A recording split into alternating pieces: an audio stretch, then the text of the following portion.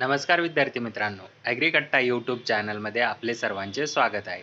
मित्रांनो, BMC कार्यकारी सहाय्यक पदभरतीबाबत तात्पुरती निवड यादी या संदर्भात एक नवीन पत्रक वेबसाईटवर प्रसिद्ध झालेले आहे.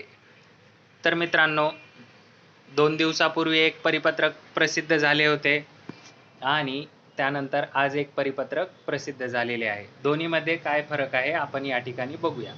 7 मे 2026 रोजी जे परिपत्रक प्रसिद्ध झालेले होते त्यामध्ये काय होतं, कोणत्या उमेदवारांसाठी होते ते, जे उमेदवार 13, 16, 30 मार्च आणि 9 ते 20 एप्रिल 2026 रोजी कागदपत्र पडताळणीसाठी अनुपस्थित राहिलेले होते, अशा विद्यार्थ्यांना शेवटची संधी देण्यात आलेली होती. ती म्हणजे 13 मे 2026ला त्यांना उपस्थित राहायचं होतं.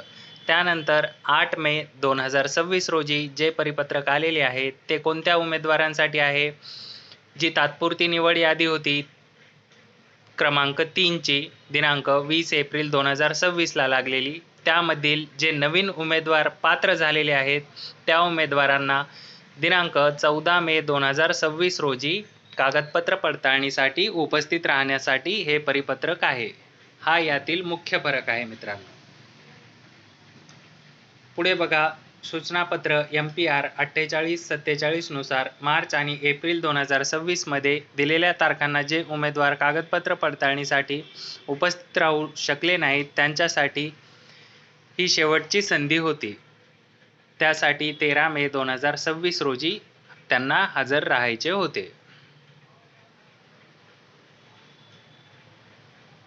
आता बघा, 20 एप्रिल 2026च्या तात्पुरत्या निवड यादीमध्ये जे की क्रमांक 3चे आहे त्यामध्ये नाव असलेल्या पात्र उमेदवारांसाठी ही नियमित कागदपत्र पडताळणी प्रक्रिया आहे.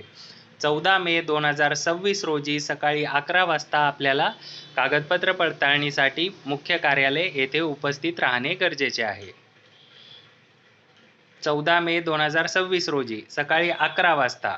तर आपण ठराविक वेळेपूर्वी उपस्थित राहणे गरजेचे आहे. कार्यालयाचा पत्ता या ठिकाणी दिलेला आहे, तो आपण स्क्रीनशॉट काढून घेऊ शकता.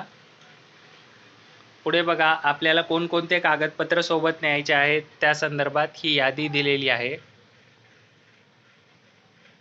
त्यानंतर PWD उमेदवारांसाठी विशेष कागदपत्र घेऊन जायचे आहेत.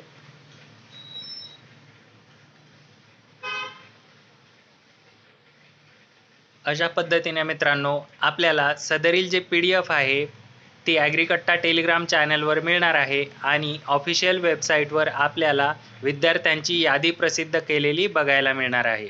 असेच माहितीपूर्ण व महत्त्वपूर्ण अपडेट बघण्यासाठी ॲग्रिकट्टा यूट्यूब चॅनल सबस्क्राईब करून ठेवा.